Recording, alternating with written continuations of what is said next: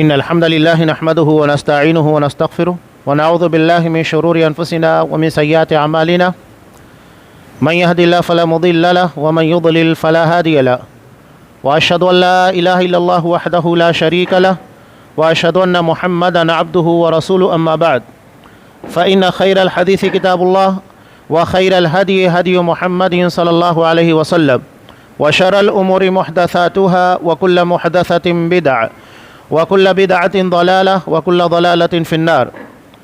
أعوذ بالله السميع العليم من الشيطان الرجيم. بسم الله الرحمن الرحيم. يا أيها الذين آمنوا اتقوا الله حق تقاته ولا تموتن إلا وأنتم مسلمون. يا أيها الناس اتقوا ربكم الذي خلقكم من نفس واحدة وخلق منها زوجها وبث منهما رجالا كثيرا ونساء واتقوا الله الذي تساءلون به والأرحام إن الله كان عليكم رقيبا. يا أيها الذين آمنوا اتقوا الله وقولوا قولا سديدا يصلح لكم أعمالكم ويغفر لكم ذنوبكم ومن يطع الله ورسوله فقد فاز فوزا عظيما. وقال بسم الله الرحمن الرحيم والعصر إن الإنسان لفي خسر إلا الذين آمنوا وعملوا الصالحات وتواصوا بالحق وتواصوا بالصبر.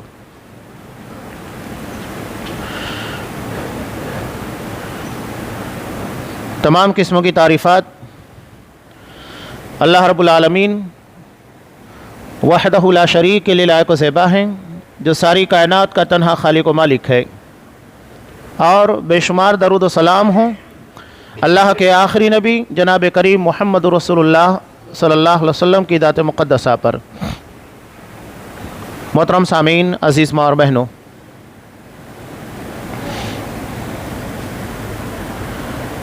اہل سنت والجماعت کے نزدیک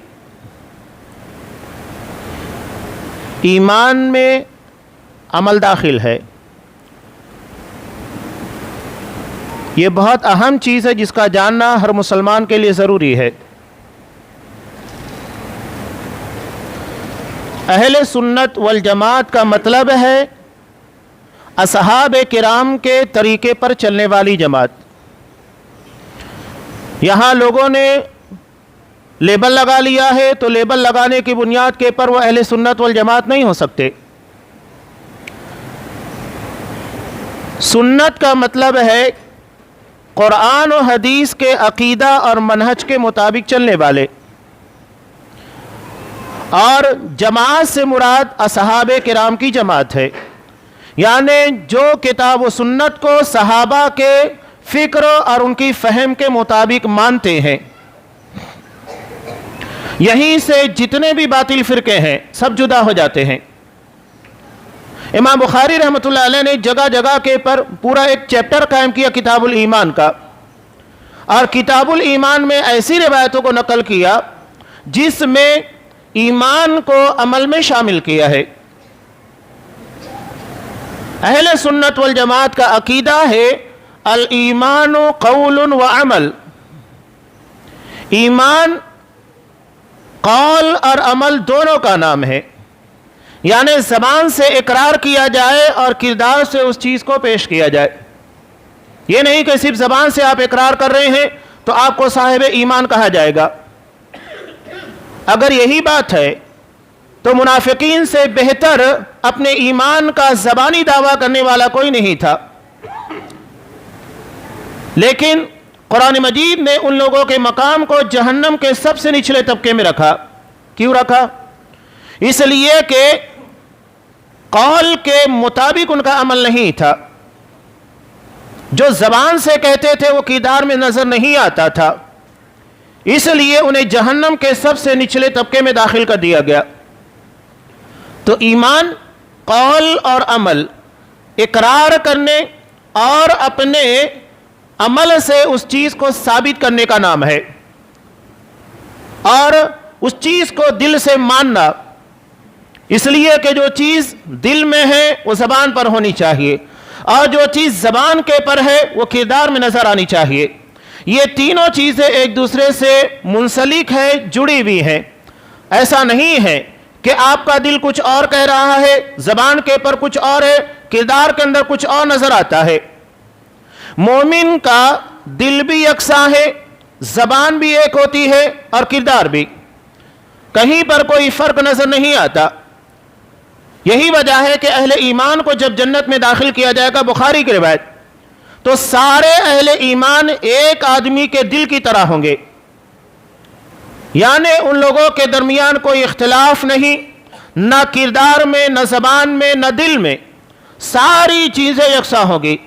اس لیے کہ دنیا میں بھی ان کا دل یکساں تھا، زبان یکساں تھی، کردار یکساں تھا، اس لیے ایک آدمی کے دل کی طرح انہیں جنت میں داخل کیا جائے گا، ان کے درمیان کوئی اختلاف نہیں ہوگا۔ امام بخاری، امام مسلم رحمۃ اللہ علیہ، ایک مشہور روایت جو کہ بارہا آپ سنتے رہتے ہیں، الایمان بضع و ستون شعبہ، یا دوسری روایت کے اندر ہے الایمان بضع و سبعون شعبہ، کہ ایمان کی 60 سے یا 70 سے زیادہ شاخیں ہیں۔ فافضلها قول لا الہ الا اللہ، سب سے افضل اور بلند ترین شاخ ہے لا الہ الا اللہ کا اقرار کرنا، جسے ہم عقیدے سے تعبیر کرتے ہیں۔ وَأَدْنَاهَا إِمَاطَةُ الْأَذَىٰ عَنِ الطَّرِيقِ، اور سب سے نچلے طبقے کے پر جو شاخ ہے وہ راستے سے تکلیف دہ چیز کو ہٹا دینا ہے۔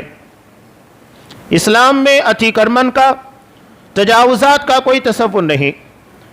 یہاں تو اس قدر سختی برتی گئی ہے کہ بخاری کی روایت حضرت عائشہ صدیقہ رضی اللہ تعالیٰ نے ارشاد فرماتی ہے، نبی کریم صلی اللہ علیہ وسلم نے ارشاد فرمایا کہ جو شخص ایک بالشت کے برابر زمین ناحق ظلمن، یعنی جس کے پر اس کا رائٹ نہیں بنتا ہے، اس کا اختیار نہیں ہے، اس کی ملکیت، اس کی پراپرٹی نہیں ہے، اس کے پر اگر وہ قبضہ کرتا ہے ظلمن ناجائز طور کے پر، طوقہ من سبع ارضین، قیامت کے دن اسے 7 زمینوں کا طوق بنا کر اس کے گلے میں پہنا دیا جائے گا۔ یہ اسلام میں ناحق کسی کے مال کے پر، زمین کے پر قبضہ کرنے کی قباحت، شناعت اور برائی ہے۔ اسلام بہت صاف، سیدھا اور شفاف دین ہے، یہاں کوئی ظلم نہیں، نہ ظلم کرنا ہے نہ ظلم سہنا ہے، کوئی چیز یہاں پر آپ کو نہیں ملے گی۔ تو ایمان کی 60 یا 70 سے زیادہ شاخیں، سب سے بہتر افضل ترین شاخ لا الہ الا اللہ کا اقرار، اور سب سے نچلے طبقے کے پر ہے راستے سے تکلیف دہ چیز کو ہٹا دینا۔ والحیاء شعبۃ من الایمان، اور حیا، شرم، یہ بھی ایمان کا حصہ ہے۔ شرم کا مطلب یہ نہیں ہے کہ آپ کہیں پر بھی شرمانے لگ جائے، نہیں، شرم کا مطلب جو آپ کو اللہ کے سامنے گناہ کرنے سے روک دے۔ آپ کو شرم آئے، جیسا کہ آپ نے اگر کوئی غلط کام کیا، آپ کو ڈر لگتا ہے کہ اگر اس بات کے بارے میں، اس گناہ کے بارے میں میرے دوست کو، باپ کو، بھائی کو، گھر والوں کو پتہ لگ گیا تو کیا سوچیں گے، تو آپ کو شرم آتی ہے، حیا آتی ہے۔ جب کہ یہ بات ہو سکتا ہے کہ آپ کے گھر یا جس کے بارے میں آپ کو ڈر ہے وہاں تک نہ پہنچے، لیکن اللہ کے علم میں تو ہماری زندگی کا ایک ایک عمل ہوتا ہے، چاہے وہ اچھائیاں ہوں یا برائیاں، کوئی چیز اللہ کے علم کے باہر نہیں۔ وَأَنَّ اللَّهَ قَدْ أَحَاطَ بِكُلِّ شَيْءٍ عِلْمًا، اللہ نے ہر چیز کو اپنے علم کے دائرے میں گھیر رکھا ہے، تو کوئی چیز اللہ کے علم کے باہر نہیں۔ تو ہمیں شرم ہونی چاہیے کہ اس پروردگار کے سامنے ہم پیش ہوں گے تو ایسا نہ ہو کہ نیکیوں کے مقابلے میں ہمارے گناہوں کا پلڑا بھاری ہوگا، یہ شرم ہونی چاہیے۔ یہی شرم ہمیں گناہوں سے، ظلم سے، زیادتی سے روکتی ہے۔ تو یہاں پر بھی ایمان کے بارے میں کہا گیا، اس کا مطلب یہ ہے کہ آپ ایمان کی 60 یا 70 سے زیادہ شاخیں ہیں، آپ اگر 10 شاخوں کے پر عمل کر رہے ہیں، اس کا مطلب آپ کا ایمان اتنا ہی ہے۔ آپ اگر 20 پر عمل کر رہے ہیں تو آپ کا ایمان اور زیادہ ہے، 30 پر کر رہے ہیں تو اور زیادہ ہے۔ نبی کریم صلی اللہ علیہ وسلم نے کہا جنت کے 8 دروازے ہیں، اور مجھے امید ہے کہ ان 8 دروازوں سے اگر کسی کو بلایا جا سکتا ہے تو حضرت ابوبکر صدیق رضی اللہ تعالیٰ عنہ ہے، یعنی چاہے وہ نماز کا معاملہ ہو، زکوٰۃ کی ادائیگی، صدقات کا، روزے کا، جو بھی جنت کے 8 دروازے رکھے گئے ہیں، ہر عمل کے بارے میں حضرت ابو بکر صدیق رضی اللہ تعالیٰ عنہ پرفیکٹ ہیں، ہر دروازے سے انہیں بلایا جائے گا۔ تو ایمان کے ساتھ عمل داخل ہے۔ ایمان کو عمل سے جدا ماننا یہ اہل سنت کے عقیدے کے خلاف ہے۔ قرآن و حدیث میں آپ کو اس کی مثال نہیں ملے گی۔ کچھ لوگ یہ کہتے ہیں کہ صرف دل سے مان لینا یا زبان سے اقرار کر لینا یہ حضرت جبرائیل اور ایک عام آدمی کے ایمان کی برابری ہے، یعنی جتنی باتوں کو اسلام میں بیان کیا گیا آپ کہتے ہیں کہ مان لیا جائے۔ میں مانتا ہوں اللہ پر ایمان، فرشتوں پر ایمان، آخرت کے پر ایمان، تقدیر کے پر ایمان، تو کیا حضرت جبرائیل یا تو حضرت ابو بکر صدیق رضی اللہ تعالیٰ عنہ کو جو ایمان ہے تو صرف زبان سے اقرار کرنے کی بنیاد کے پر دونوں برابر ہو سکتے ہیں؟ نہیں، کوئی جاہل سے جاہل آدمی اس بات کا اقرار نہیں کرے گا کہ دونوں برابر ہوں گے، اس لیے کہ صرف اقرار آپ کو اس مقام تک نہیں لے جاتا، اسی لیے ایمان کے ساتھ عمل کو شامل کیا گیا۔ جتنا زیادہ عمل ہوگا ایمان اتنا بلند ہوگا۔ لیکن یہاں بنیادی طور پر ایک چیز میں آپ کو بتا دینا چاہتا ہوں، عمل کے صحیح ہونے کے لیے علم کا صحیح ہونا ضروری ہے۔ اگر علم صحیح نہیں ہے تو آپ کا عمل رائے گاہ بے معنی ہے۔ تو اپنے عمل کو صحیح کرنے کے لیے صحیح علم حاصل کیجئے۔ جب آپ کا راستہ صحیح ہوگا تو صحیح منزل تک پہنچیں گے۔ راستہ اگر آپ کو پتہ نہیں ہے، چلتے چلے جا رہے ہیں تو آپ منزل تک کبھی پہنچ نہیں سکتے۔ سورہ غاشیہ، نبی کریم صلی اللہ علیہ وسلم ہر جمعہ کے اندر دوسری رکعت میں، عیدین کے اندر دوسری رکعت کے اندر اسے کیوں پڑھا کرتے تھے؟ اس کی ایک بہت خاص وجہ ہے، بالکل ابتدا کے اندر بتا دیا گیا ہے، عاملۃ ناصبہ، ایک ایسی جماعت ہوگی بہت کام کرنے والی، بہت محنت کرنے والی، اور اتنی محنت قرآن مجید کہتا ہے ناصبہ، تھکا دینے والی، اتنی محنت کریں گے، نتیجہ کیا ہوگا؟ تسلا نارن حامیہ، جہنم کے ایندھن بن جائیں گے، جہنم کی آگ کا شکار ہوں گے۔ ابھی افسوس کی بات نہیں تو اور کیا ہے، تھکا دینے والی محنت کرنے کے بعد جنت ہاتھ نہیں آئے اور نتیجے میں آپ کو جہنم کا شکار بنا دیا جائے، یہ تو بہت افسوس کی بات ہے۔ کیوں؟ قرآن مجید نے اس چیز کو بیان کیا۔ یہ نتیجہ کیوں ہے کہ اتنی محنت کرنے کے بعد اپنے آپ کو صحیح منزل، صحیح مقام تک نہیں پہنچا سکے؟ اس کی وجہ سورہ کہف ہر جمعہ کو تلاوت کرنے کا حکم دیا گیا ہے۔ اخیر میں جب آپ پہنچیں گے، قرآن مجید ایک جماعت کا تذکرہ کرتا ہے، الذین ضل سعیہم فی الحیات الدنیا، کہ جن لوگوں کی کاوشیں، جن لوگوں کی محنتیں دنیا میں رائے گاہ ہو گئی، گمراہی کا شکار ہو گئے، انہوں نے صحیح علم حاصل نہیں کیا، نتیجہ کیا ہوا کہ صحیح راستہ، صحیح علم نہ ہونے کی بنیاد کے پر بھٹکتے چلے گئے، محنت کرتے چلے گئے، لیکن اپنی منزل تک نہیں پہنچ پائے۔ وَهُمْ يَحْسَبُونَ أَنَّهُمْ يُحْسِنُونَ صُنْعًا، حالانکہ وہ یہ سمجھ رہے تھے کہ ہم تو بہت اچھا کام کر رہے ہیں۔ تو لوگوں کے اچھا سمجھ لینے سے کہ ہم یہ کام کر رہے ہیں تو بہت اچھا ہے، کچھ نہیں ہوتا ہے۔ کوئی عمل اس وقت تک اچھا نہیں ہو سکتا جب تک کہ وہ قرآن و حدیث سے ثابت نہ ہو۔ آپ کتنا بھی بڑا کام کریں، جب تک کہ وہ قرآن و حدیث سے ثابت نہیں ہے وہ نیک عمل نہیں ہو سکتا، اچھا کام نہیں ہو سکتا۔ کوئی کتنی بڑی مہم چلائے، کتنے بڑے کارنامے انجام دے، جب تک کہ اس کی دلیل قرآن و حدیث سے موجود نہیں ہے ہم اسے کارنامہ نہیں کہیں گے، ہم اسے عمل سے تابع نہیں کریں گے۔ بڑی بڑی جماعتیں گمراہی کا شکار کی ہوئی، بنیادی وجہ یہ ہے کہ ان کا علم صحیح نہیں تھا، انہوں نے اپنے معاملات اور اپنے عمل کے لیے قرآن و حدیث کو دلیل نہیں بنایا، گمراہی کا شکار ہو گئے، حالانکہ وہ یہ سمجھ رہے ہیں کہ ہم بہت اچھا کام کر رہے ہیں۔ تو صحیح عمل کے لیے صحیح علم کا ہونا ضروری ہے۔ نبی کریم صلی اللہ علیہ وسلم ہر فجر کی نماز کے بعد، جیسا کہ ابن ماجہ کی روایت ہے، جو دعا مانگتے تھے اس کا پہلا جملہ یہی تھا، اللہم انی اسألک علما نافعا، اے اللہ میں تجھ سے نفع دینے والے علموں کا سوال کرتا ہوں۔ علم نافع کب ہوگا؟ جب وہ صحیح ہوگا۔ اگر علم غلط ہے وہ نافع نہیں بنے گا۔ آپ ایک عبادت کے پر عمل کر رہے ہیں، جبکہ وہ عبادت نہ تو قرآن سے ثابت ہے نہ حدیث سے ثابت ہے، نتیجہ کیا ہوگا؟ علم صحیح نہیں ہونے کی وجہ سے وہ آپ کے لیے نافع نہیں ہے، جتنا کرو گے اتنا گمراہ ہوگے۔ جیسا کہ بدعتی حضرات مشرکین ان ساری چیزوں پر عمل کر رہے ہیں، بہت ساری بدعتیں انجام دی جا رہی ہیں، چاہے وہ شب معراج کے نام پر کہیے، شب برات کے نام کے پر کہیے، اور دیگر مواقع کے پر۔ علم صحیح نہ ہونے کی وجہ سے عمل غلط ہو جاتا ہے۔ تو آپ صلی اللہ علیہ وسلم نے کہا اللہ سے علم نفع دینے والے علم کا سوال کرو۔ علم اگر نافع نہیں ہوگا تو نتیجہ یہ نکلے گا کہ عمل رائے گا اور بے معنی ہو جائے گا۔ تو صحیح علم صحیح عمل کی طرف ہمیں لے کر جاتا ہے۔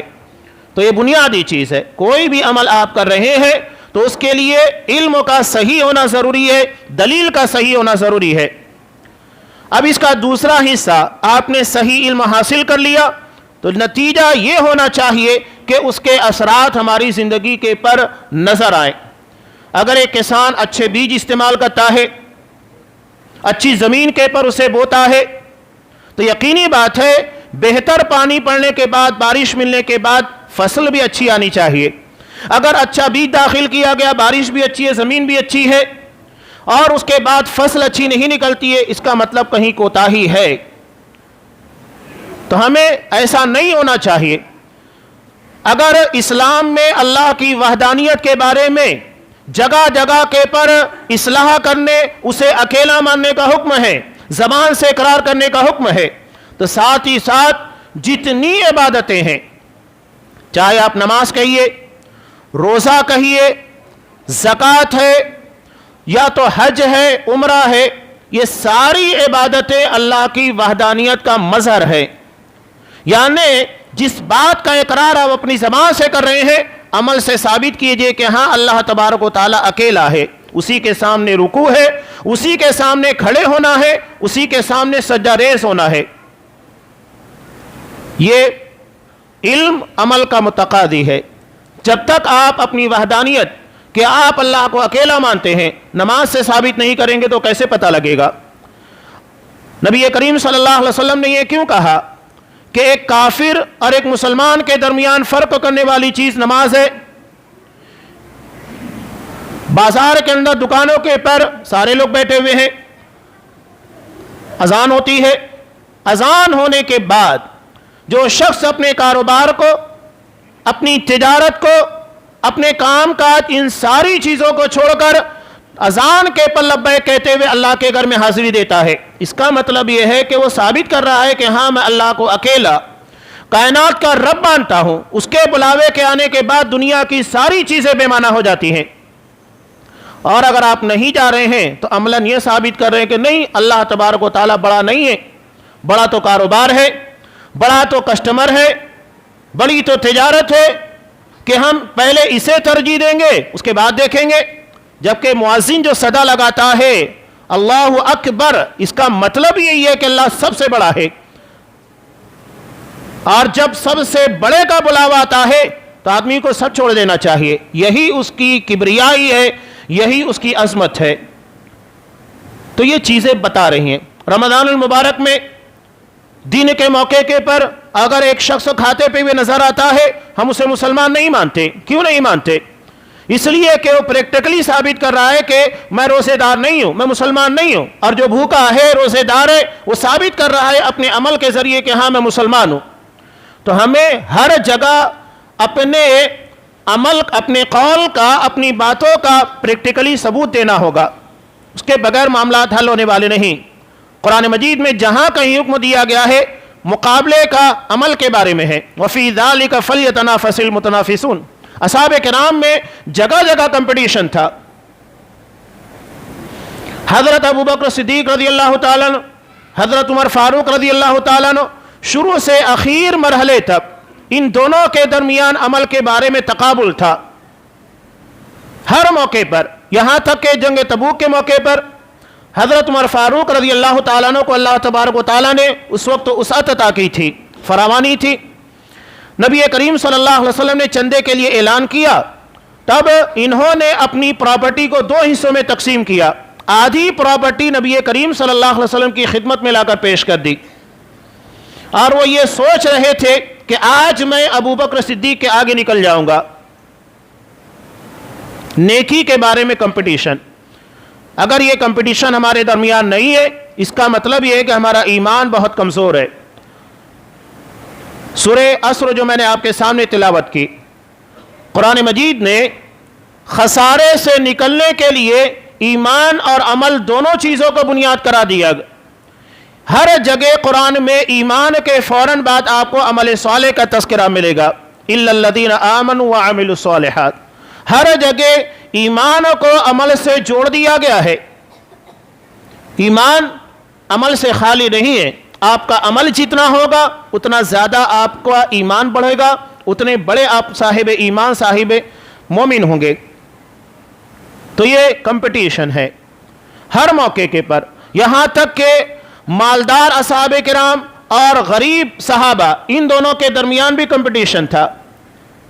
مسلم کی روایت میں ہے، جو صحابہ غریب تھے، اللہ نے جن لوگوں کو مال و دولت نہیں عطا کیا تھا، نبی کریم صلی اللہ علیہ وسلم کے پاس آئے، شکایت کی، کہا کہ اللہ کا رسول، ہم بھی نماز پڑھتے ہیں، روزے رکھتے ہیں، مالدار اصحاب کرام بھی رکھتے ہیں، لیکن اللہ نے ان لوگوں کو مال عطا کیا ہے، اس مال کو اللہ کی راہ میں صدقہ کرتے ہیں، غربا اور مساکین پر خرچ کرتے ہیں، وہ چیز ہمارے پاس نہیں ہے. اس بنیاد کے پر وہ آگے بڑھ جاتے ہیں. تب آپ صلی اللہ علیہ وسلم نے کہا، ٹھیک ہے، تم لوگ ہر فرض نماز کے بعد 33 مرتبہ سبحان اللہ، 33 مرتبہ الحمدللہ، 33 مرتبہ اللہ اکبر یا 34 مرتبہ اللہ اکبر پڑھو. کوئی تمہارا مقابلہ نہیں کر سکتا، برابری نہیں کر سکتا، سوائے اس کے جو یہ عمل کرنے لگ جائے تو تمہارے برابر ہو جائے گا. اب غریب اصحاب کرام اس عمل کو لے کر واپس ہوئے، لیکن کچھ دنوں کے بعد مالدار اصحاب کرام کو اس چیز کے بارے میں علم ہو گیا، وہ بھی اس کے پر عمل کرنے لگے. اب یہ غریب نادار اصحاب کرام پھر نبی کریم صلی اللہ علیہ وسلم کے پاس آئے، شکایت کرنے لگے، کہا کہ اللہ کا رسول، اب وہ بھی کرنے لگ گئے ہیں. تب آپ صلی اللہ علیہ وسلم نے کہا، ذالک فضل اللہ یؤتیہ من یشاء، یہ تو اللہ کا فضل ہے، جسے چاہے نواز دے. یہ صحابہ کا عمل کے بارے میں پریکٹیکلی، یعنی اسلام کی تعلیمات کے پر عمل کرنا، اس بارے میں جذبہ تھا. آج ہمارے یہاں پر علم بہت ہے، ٹھیک ہے، علموں کے اندر بہت ساری غلط فہمیاں بھی ہمارے درمیان پائی جاتی ہیں، جس کی وجہ سے ہمارے یہاں عقیدے کا بھی بگاڑ ہے. صرف عمل کے پر توجہ دینے کا مطلب یہ نہیں ہے کہ آپ کچھ بھی عمل کرنے لگ جائے. پہلے علم صحیح کیجئے، اس کے بعد عمل کیجئے. دونوں چیزیں ضروری ہے، صحیح علم اور صحیح عمل. بنیاد صحیح علم ہے اور اس کی وجہ سے آپ کا عمل صحیح ہوگا. یہ خرابیاں کیوں پیدا ہوتی ہیں؟ اس کا مطلب یہ ہے کہ ہمارے دل میں اللہ کا تقوی، اللہ کا خوف اتنا زیادہ نہیں ہے. قرآن مجید میں آپ جہاں جہاں دیکھیے، جیسا کہ سورہ مائدہ میں اللہ تبارک و تعالی نے کہا، یا ایھا الذین آمنوا اتقوا اللہ وابتغوا الیہ الوسیلہ وجاہدوا فی سبیلہ لعلکم تفلحون. ایمان والو، اللہ کا تقوی اختیار کرو. قرآن نے عمل سے پہلے تقوی کی بنیاد رکھی. اس کا مطلب یہ ہے کہ جسے اللہ کا ڈر جتنا زیادہ ہوگا اتنا زیادہ عمل کرے گا، اتنا زیادہ وہ خیر کے معاملے میں آگے بڑھے گا. اگر ہمارے یہاں پر عملی کوتاہیاں پائی جا رہی ہیں، اس کا لازمی تقاضا یہ ہے کہ اللہ کا خوف، اللہ کا ڈر دلوں کے اندر بہت کم ہو چکا ہے. اور اگر اللہ کا ڈر، اللہ کا خوف دلوں میں نہیں ہے تو اس کا مطلب واضح ہے کہ ہم اللہ کے بارے میں اتنا علم نہیں رکھتے، اللہ کے بارے میں جو عقیدہ ہونا چاہیے وہ عقیدہ نہیں ہے. ایک بندہ اللہ سے اتنا ہی ڈرے گا جتنا علم رکھے گا. قرآن صاف کہتا ہے، انما لا یخشی اللہ من عباد العلماء، کہ بندوں میں اللہ سے وہی ڈرتے ہیں جو اللہ کے بارے میں علم رکھنے والے، اللہ کے بارے میں صحیح جانکاری رکھتے ہیں. جن لوگوں کو جتنا زیادہ اللہ کے بارے میں علم ہوگا اتنا زیادہ تقوی ہوگا، اور تقوی یہ عمل کی جانب آپ کو لے کر جائے گا. یہی وجہ ہے کہ اصحاب کرام کتنی بڑی بڑی نیکی کیا کرتے تھے، آج تو ہم تصور نہیں کر سکتے۔ حضرت سعد بن ربیع رضی اللہ تعالیٰ عنہ جب ہجرت کے موقع کے پر ان کا بھائی چارہ حضرت عبد الرحمن ابن عوف رضی اللہ تعالیٰ عنہ سے کرایا گیا، تو انہوں نے اپنی آدھی پراپرٹی یہاں تک کہ بیوی دینے کے لیے تیار ہو گئے۔ یہ جذبہ کہاں سے پیدا ہوتا تھا؟ یہ جذبہ دراصل ایمانی تھا، اللہ کے اوپر ایمان اور تقوی کی بنیاد پر تھا۔ یہی چیز کی کمی ہمیں یہ سارے معاملات کی خرابی کی بنیاد ہے۔ جتنا بندہ اللہ سے ڈرے گا اتنے بہتر عمل کرنے والا، اتنی بہتر سوچ والا ہوگا۔ اس کے اندر کبھی حاسدانہ جذبات پیدا نہیں ہوں گے، جس کی بنیاد کے پر ہمارے درمیان بہت سارے اختلافات، گھروں کے اندر شر و فساد برپا ہو جاتے ہیں حسد کی بنیاد پر۔ اس لیے کہ وہ اللہ کو حکیم مانے گا، اللہ کو بہتر فیصلہ کرنے والا، اللہ نے مجھے جس حال میں رکھا ہے اس سے بہتر میری کنڈیشن نہیں ہو سکتی تھی، اللہ نے مجھے امیر بنایا، یہ اس کی حکمت ہے، اللہ نے اگر مجھے غریبی دی ہے تو یہ بھی اللہ تبارک و تعالیٰ کی حکمت ہے، اگر اللہ نے مجھے صحت دی یہ بھی حکمت، اور اگر مجھے بیماری دی تو یہ بھی میرے لیے حکمت ہے۔ بلکہ بسا اوقات بندوں میں کچھ لوگ یہ سوچتے بھی ہیں کیا وجہ ہے میں ہی بار بار پریشان ہوتا ہوں، کاروباری پریشانیاں میرے حصے میں آتی ہیں، یا بیماری سے جوجھتے رہتا ہوں، طرح طرح کی بیماریاں مجھے لگتے رہتی ہیں۔ اللہ کی اس میں بھی حکمت ہے کہ بندہ ان بیماریوں اور مشکلات میں پڑنے کے بعد جتنا اللہ کو یاد کرتا ہے، جتنا گناہوں سے بچتا ہے، وہ عام حالات میں نہیں بچ سکتا۔ ہو سکتا ہے کہ دولت کی فراوانی یا بہترین صحت تمہیں سرکشی کی طرف آمادہ کر دے، تو یہ بیماری یا مشکلات ہمارے لیے خیر کی طرف لے جانے کا ذریعہ بن جاتی ہیں۔ تو اصحاب کرام میں مقابلہ آرائی تھی عمل سے متعلق، اور جتنا زیادہ اللہ کے بارے میں علم ہوگا، جتنا اللہ سے ڈریں گے، اتنا زیادہ عمل کی طرف ہم راغب ہوں گے۔ تو ہمارے اندر جو کوتاہیاں پائی جاتی ہیں اس کی بنیادی وجہ اللہ کا تقوی، اللہ کا خوف انتہائی کم ہو چکا ہے۔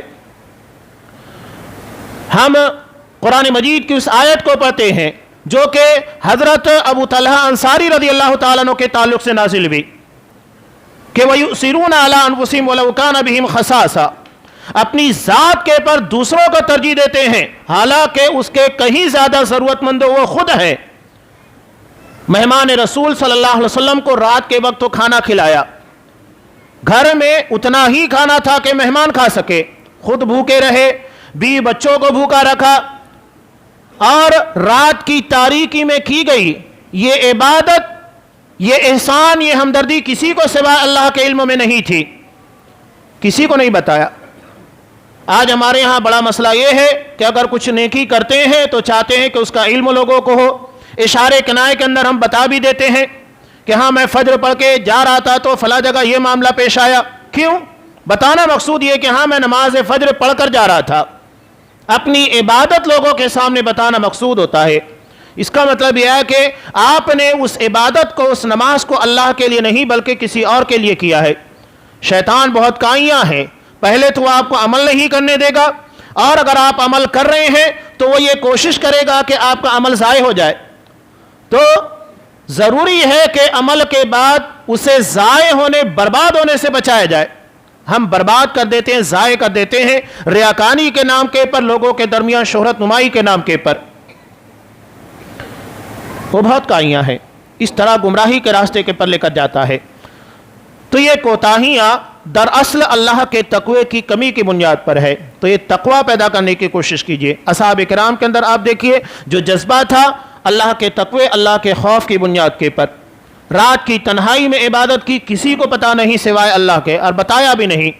لیکن قرآن مجید نے اخلاص اور للہیت صرف اللہ کی رضا کے لیے کیے گئے اس کام کو قرآن مجید کے اندر اشارے کی زبان میں بیان کر دیا کہ صحابہ وہ ہیں جو اپنے آپ کے پر دوسروں کو ترجیح دینا چاہتے ہیں، اور یہ ترجیح صرف کھانے پینے کے معاملے میں نہیں ہے، ہر معاملے کے اندر ترجیح دینا، لوگوں کو اپنے پر فوقیت دینا سیکھیے۔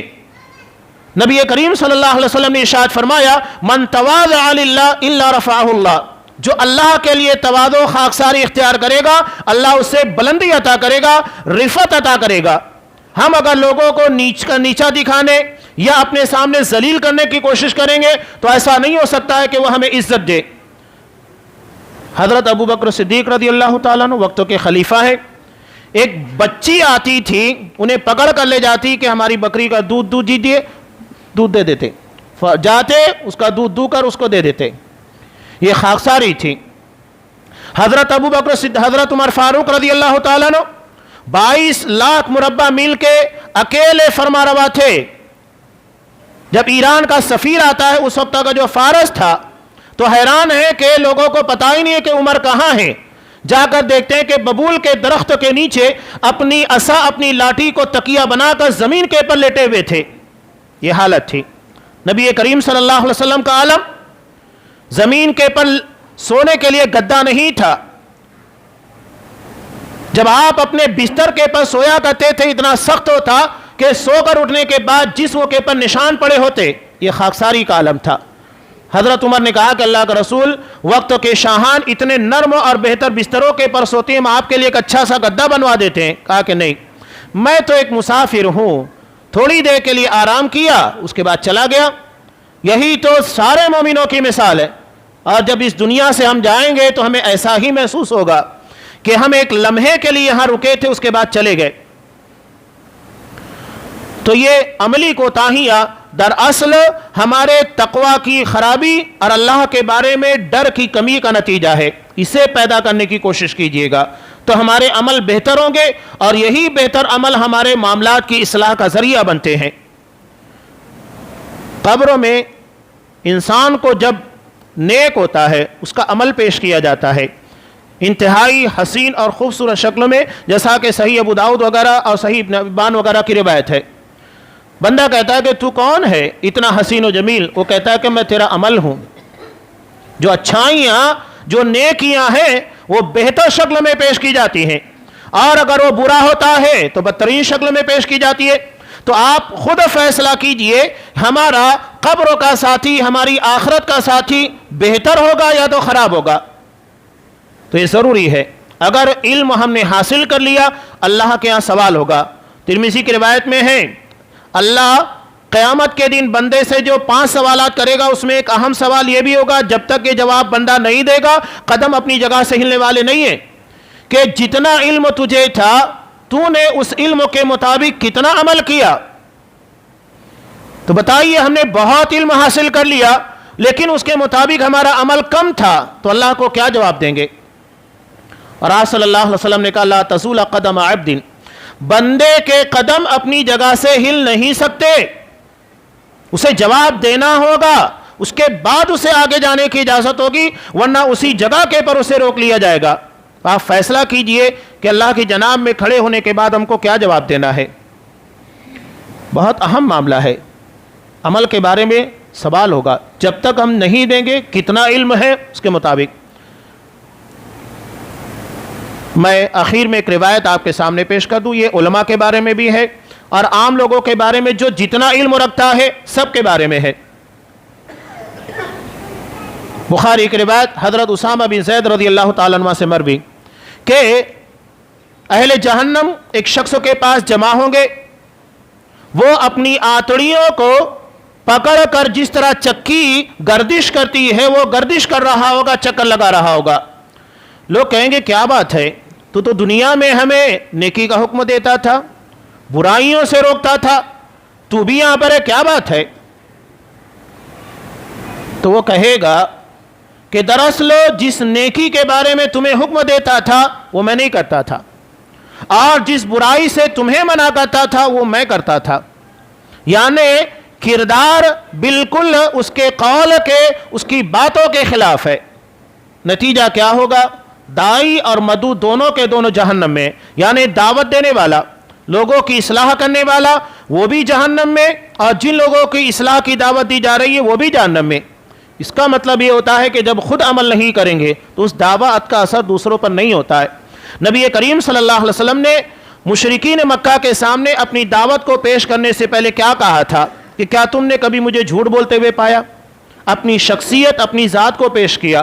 اگر آپ کی شخصیت صادق و امین نہیں ہوتی، آپ معتبر نہیں ہوتے، تو پھر لوگ آپ کی بات کیسے مانتے؟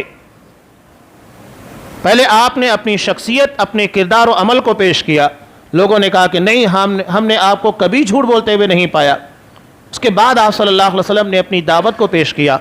تو جب تک ہماری شخصیت بہتر نہیں ہوگی، ہماری دعوت کے پر اس کا اثر نہیں پڑ سکتا ہے. اللہ تبارک و تعالیٰ سے دعا ہے پروردگار ہمیں صحیح علم جس کی بنیاد کے پر ہمارا عمل صحیح ہو سکے ایسا علم عطا فرما. ہمیں صحیح علموں کے ساتھ صحیح عمل کی توفیق دے، ایسے اعمال کی توفیق دے جو ہماری دنیا اور آخرت دونوں جگہ کی کامیابی کا ضامن بن سکے. پروردگار ہمیں ان لوگوں میں شامل نہ رکھنا جنہوں کو ان کے علموں کے مطابق سوال کرنے کے بعد تو اپنی گرفت میں لینے والا ہے. پروردگار تو ہمیں جو علم عطا کیا ہے اس علم کے مطابق ہمارے کردار کو، ہمارے عمل کو بھی ڈھال دے، سوار دے. پروردگار ان ساری خرابیوں سے ہمارے کردار و عمل کو محفوظ رکھ جو تیری ناراضگی کا، تیرے عذاب کا یا تیری جہنم میں لے جانے کا ذریعہ ہے. جب تک ہمیں دنیا میں رکھ اسلام کے پر اور ہمارا خاتمہ ایمان کے پر فرما. آمین. بارک اللہ لنا ولکم فی القرآن العظیم ونفعني وإياكم بالآیات والذکر الحکیم. انہ تعالی جواد کریم ملک رؤوف رحیم.